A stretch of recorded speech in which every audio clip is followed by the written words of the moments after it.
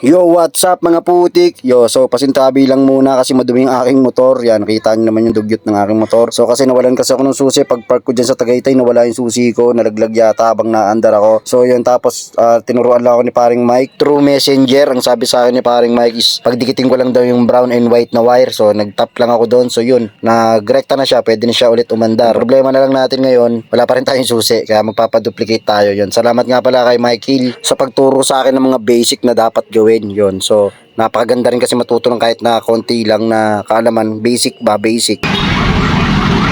Duplicate key sa dasma. Kanina pa ako pa ikot-ikot eh.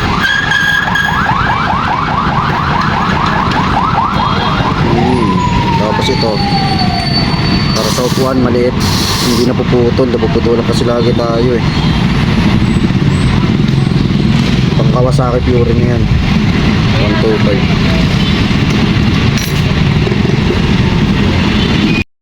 Yun o, ayos na ulit yung original. Ito yung duplicate.